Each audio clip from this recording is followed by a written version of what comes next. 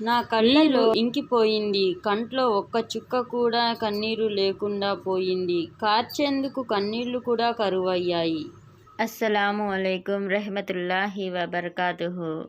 మనం ముందు వీడియోలో అమ్మ హజరత్ ఆయిషా రజియల్లాహు అన్హా గారిపై పడ్డ నింద గురించి తెలుసుకున్నాం.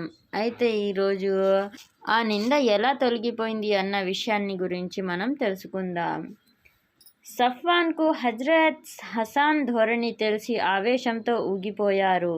దైవ సాక్షి, నేనిప్పటి వరకు ఏ స్త్రీని తాకనైనా లేదు అని ప్రమాణం చేయడమే కాక కోపంతో కరవాలం చేబుని హసన్ రజియల్లా అన్వేషణలో బయలుదేరారు. ఆయన్ని పట్టి దైవ ప్రవక్త ముహమ్మద్ సల్లల్లాహు అలైహి వసల్లం గారి సమక్షంలో తెచ్చారు. దైవ ప్రవక్త సల్లల్లాహు అలైహి వసల్లం గారు ఆయన తప్పిదాన్ని మన్నింపజేశారు. పరిహారంగా హజ్రత్ హస్సాన్ రజియల్లాహు అన్హాకు ఆస్తిని ఇప్పించారు. ఉమ్ముల్ మోమినీన్ నిరపరాధి అన్నది నిర్వివాదాంశం. అయినప్పటికీ దుష్ట శక్తుల నోరు మూయించడానికి విచారణ అవసరమైంది. అందుచేత దైవ ప్రవక్త ముహమ్మద్ సల్లల్లాహు అలైహి వసల్లం గారు, హజ్రత్ అలీ రజియల్లాహు అన్హా గారు, హజ్రత్ ఉస్మా రజియల్లాహు అన్హాలను సంప్రదించారు. హజ్రత్ ఉస్మా రజియల్లాహు అన్హా గారు సాంత్వన వచనాలు పలికారు. హజ్రత్ ఆయిషా రజియల్లాహు అన్హా నిర్దోషి అని సమర్థించారు. హజ్రత్ అలీ గారు, సేవకురు అలీని అడగండి, ఆమె ఉన్నది ఉన్నట్లు చెప్పేస్తుంది అని అభిప్రాయపడ్డారు. సూచనప్రాయంగా అడిగితే ఆమెకు ఏమీ అర్థం కానేలేదు. సాధారణ పరిస్థితులను గురించి ఎంక్వైరీ చేస్తున్నారనుకొని ఆమెలో ఏ లోపమూ లేదు. కానీ చిన్నతనం కదా, పడుకుందంటే మేక వచ్చి సేవకురాలు పిండి తినేసిపోతుంది ఆమెతో స్పష్టంగా ప్రశ్నిస్తే ఆమె ఇలా బదులిచ్చింది: సుబ్హానల్లా, దైవం సాక్షి, కంసాలి మేలిమి బంగారాన్ని ఎరిగినట్లే నేను ఆమెను ఎరుగుదును, ఆమె పవిత్రురాలు అని ఆమె జవాబిచ్చింది. కొన్ని ఉల్లేఖనాలలో హజ్రత్ అలీ రజియల్లాహు అన్హా గారు సేవకురాలిని కొట్టారు అని కూడా ఉంది. హజ్రత్ అలీ రజియల్లాహు అన్హా గారు యొక్క ఈ నిర్దాక్షిణ్య ధోరణి చూచి ఆయిషాకు క్షోభ కలిగి ఉంటుందని ప్రజలు భావించారు. బను ఉమయ్య తన పరిపాలనా కాలంలో హజ్రత్ అలీ రజియల్లాహు అన్హాపై చేసిన ఆరోపణల్లో ఇది కూడా ఒకటి. కానీ సమయోచితంగా ఇమాం జహరీ ఎంతో ధైర్యంగా దీన్ని ఖండించారు. అది వేరే సంగతి.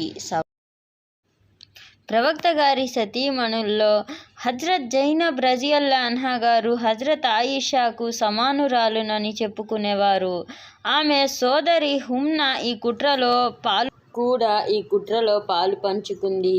అందుచేత దైవ ప్రవక్త ముహమ్మద్ సల్లల్లాహు అలైహి వసల్లం జైనబ్ అభిప్రాయం కూడా తీసుకున్నారు. ఆమె చెవులు మూసుకుంటూ, ఆయిషా రజియల్లాహు అన్హాలో మేలు తప్ప మరేదీ నేను చూడలేదు అని సాక్ష్యమిచ్చారామె. ఆ తర్వాత ఆయన మస్జిద్లో సహచరులందరినీ సమావేశపరిచి ప్రసంగించారు. ప్రవక్త ముహమ్మద్ సల్లల్లాహు అలైహి వసల్లం గృహం యొక్క పవిత్రతను, అబ్దుల్లా బిన్ ఉబై యొక్క నీచత్వాన్ని ప్రస్తావించారు. ఆయన ఇంకా ఇలా పలికారు: ముసల్మానులారా, దీక్షాపరులైన వారిపై ఒక తుంటరి అభాండాలు వేస్తున్నాడని తెలిసింది. నా తరపున మీ తుంటరిని శిక్షించేదెవరు? ఔస్ తెగ నాయకుడైన హజ్రత్ సౌద్ బిన్ మాజీ రజియల్లాహు అన్హా లేచి నిలబడి, దైవ ప్రవక్త, నేను ఆ పని చేస్తాను. ఒకవేళ ఆ దుర్మార్గుడు మా తెగకు చెందిన వాడే అయితే ఇప్పుడే వాడి తల తెగి కింద పడుతుంది. ఒకవేళ అతను మా సహోదర ఖజ్రజ్ తెగకు చెందిన వాడైతే తమరు ఆజ్ఞాపించండి, మేము మీ ఆజ్ఞను శిరస వహించేందుకు సిద్ధంగా ఉన్నాము అని అన్నారు. ఔష్ ఖజరజ్ తెగల మధ్య తరతరాలుగా వైషమ్యం కొనసాగుతూనే వస్తుంది. ఇస్లాం ఆవిర్భవించిన తరువాత ఈ పీడను అణిచివేసింది. కానీ ఆ అగ్నికణం బూడిద క్రింద ఇంకా అణిగి ఉంది. ఏ కొద్దిగా విసిరినా అది తిరిగి రాజుకునేలా ఉంది. ఖజరజ్ నాయకుడు సాద్ బిన్ ఉబాదా రజియల్లాహు అన్హా గారు ఈ విషయంలో వెంటనే కల్పించుకొని, ఆయన తన తెగకు సంబంధించినంత వరకు తన ఇష్టం వచ్చినట్లు చేసుకోవచ్చు, కానీ ఇతర తెగల వ్యవహారాలలో తలదూర్చే అధికారం ఆయనకెక్కడింది? ఆయన తన తెగకు సంబంధించినంత వరకు దైవ ప్రవక్త ముహమ్మద్ సల్లల్లాహు అలైహి వసల్లం సమక్షంలో స్వయంగా చెప్పుకోవచ్చు అన్నారు. వాస్తవానికి తుంటరులు ఆ తెగకు సంబంధించిన వారే. ఇంతకు ముందు హసాన్ సంఘటన పరిణామం ఏమైందో అందరికీ తెలిసిందే. ఆయన సాద్ బిన్ ముఆజ్ రజియల్లాహు అన్హాని ఉద్దేశించి, నువ్వైతే ప్రాణాలు తీయలేవు, నీలో అంత దమ్ము ఎక్కడిది అని రెచ్చగొట్టే ధోరణిలో మాట్లాడారు. ఇబ్నే ముఆజ్ బొబాయి కొడుకు ఉసైద్ బిన్ హుజైర్ రజియల్లాహు అన్హా వెంటనే కల్పించుకొని, సాద్, ఏమిటి కపట వైఖరి? కపటులను వెనకేసుకొస్తున్నావా అని విసురుగా జవాబిచ్చారు. వ్యవహారం ముదిరేటట్లు ఉంది. రెండు తెగలవారు కత్తులు దూసుకొని ముందుకు రాబోయేంతలో దైవ ప్రవక్త వాళ్ళని శాంతపరిచారు. గొడవ సద్దుమణిగింది. ఆయన అక్కడి నుంచి బయలుదేరి హజరత్ ఆయిషా రజియల్లాహు అన్హా గారి దగ్గరకు వచ్చారు. ఆమె వ్యాధితో మంచాన పడ్డారు. ఆమె కళ్ళు చెమర్చి ఉన్నారు. తల్లిదండ్రులు సపర్యలు చేస్తూ కనపడ్డారు. దైవ ప్రవక్త ముహమ్మద్ సల్లల్లాహు అలైహి వసల్లం గారు ఆమె దగ్గరగా వెళ్ళి కూర్చున్నారు. ఆయిషా, నీవు అపరాధివి అయితే పశ్చాత్తాపడువు, దేవుడు మన్నిస్తాడు. ఒకవేళ నీవు నిరపరాధివైతే దైవమే స్వయంగా నీ పవిత్రత, పాతివ్రత్యాల గురించి సాక్ష్యమిస్తాడు అని సలహా ఇచ్చారు. ఆయనకు జవాబివ్వమని ఆమె తల్లిదండ్రులు ఆమెకు సైగ చేశారు. అంతకు మించి వాళ్ళు ఏమీ చెప్పలేకపోయారు. హజరత్ ఆయిషా రజియల్లాహు అన్హా గారు తెలియజేస్తున్నారు, నా కళ్ళల్లో నీరు ఇంకిపోయింది. ఒంట్లో ఒక్క చుక్క కూడా కన్నీరు లేకుండా పోయింది. కార్చేందుకు కన్నీళ్లు కూడా కరువయ్యాయి. అయితే నేను నిర్దోషినన్న సంగతి నాకు బాగా తెలుసు. నేను నిర్దోషినే అన్న విషయం దైవం బాగా ఎరుగు. ఒకవేళ నేను నేరం ఒప్పేసుకుంటే పోతుందేమో అనుకుంటే ఈ అపనింద వాస్తవమేనేమో అన్న అనుమానం మిగిలిపోతుంది. లేదు, ఒకవేళ తిరస్కరించానే అనుకుందాం, ఈ జనం నమ్మేదెప్పుడు? ఈ విధంగా ఆమె అంతరంగంలో మదనపడుతూ ఏమీ తోచక మిన్నకుండిపోయారు. ఆమె అప్పటి తన పరిస్థితిని వివరిస్తూ అన్నారు, అప్పటి నా స్థితి హజ్రత్ యూసుఫ్ అలైహిస్సలాం తండ్రికి ఎదురైన పరిస్థితి లాంటిది. ఎంత ఆలోచించినా హజ్రత్ యాకూబ్ అలైహిస్సలాం పేరు ఆమెకు గుర్తు రాలేదు. ఈ కలకలం రేపటంలో కపటుల ఉద్దేశ్యాలు వేరు.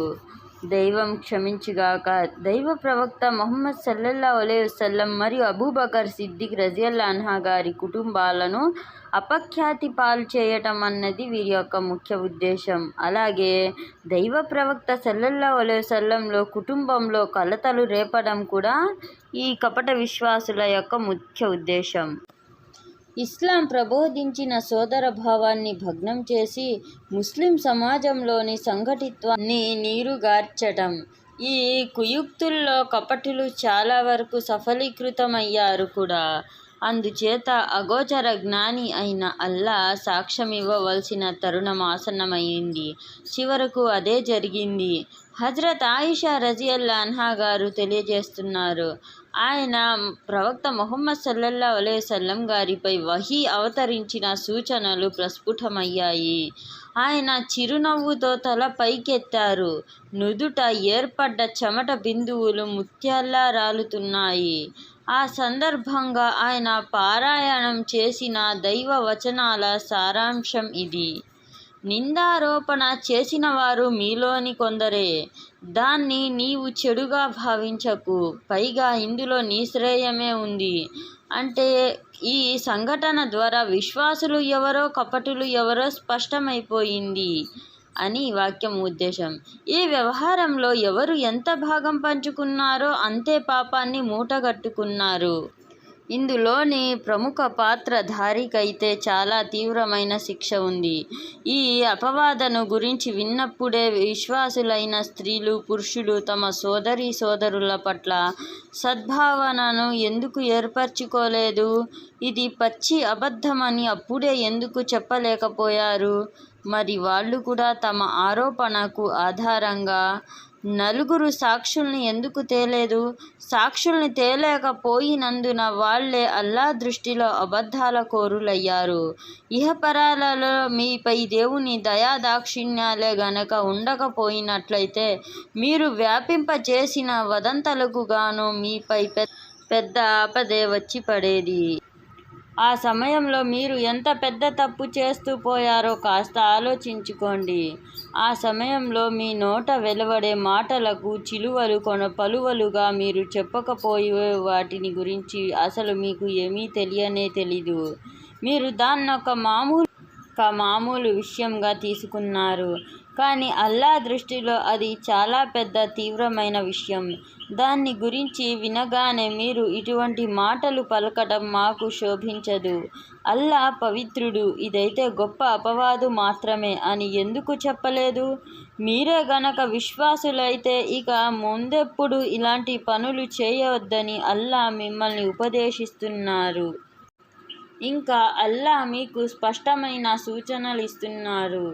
ఆయన సర్వజ్ఞాని మరియు వివేకి. విశ్వసించిన వారిలో నీతి బాహ్యత వ్యాపించాలని కోరుకునేవారు ఇహపర లోకాలలో బాధాకరమైన శిక్షకు అర్హులు.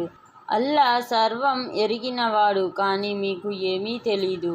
సౌశీల్యవతులు, అమాయకులైన ముస్లిం స్త్రీలపై అపనిందలు వేసేవారు ప్రాపంచికంగానూ పరలోకపరంగానూ ధూత్కరించబడ్డారు. వారి కొరకు అతి బాధాకరమైన యాతన ఉంది. ఏ రోజైతే స్వయంగా వారి నాలుకలు, వారి కాళ్ళు చేతులు వారి కర్మలను గురించి సాక్ష్యం పలుకుతాయో ఆ రోజు వారు మరువరాదు. సందేహం తీరిపోయింది. అనుమానాలన్నీ పటాపంచలైపోయాయి. హజ్రత్ ఆయిషా రజియల్లాహు అన్హా గారి పవిత్రతను గురించి స్వయంగా అల్లా తాలా ధృవీకరించారు. అమ్మా లే, నీ భర్తకు కృతజ్ఞతలు తెలుపుకో అని తల్లిగారు చెబితే స్త్రీ సహజమైన గర్వాతిశయంతో హజ్రత్ ఆయిషా గారు, నేను కేవలం నా ప్రభువుకు తప్ప మరెవ్వరికీ కృతజ్ఞురాల్ని కాను అని జవాబిచ్చారు. ఆ తర్వాత చట్ట ప్రకారం 3 అపరాధులకు 80 ఏసి చొప్పున కొరడా దెబ్బల శిక్షను విధించడం జరిగింది. ఈ విధంగా అమ్మ ఆయిషా రజియల్లాహు అన్హా గారిపై అపనింద అనేది అల్లా తాలా నుండి అవతరించిన వహీ ద్వారా తొలగించడం జరిగింది. అల్లా తాలా మనకు మరింత జ్ఞానాన్ని ప్రసాదించాలని కోరుతున్నాను. ఆమీన్.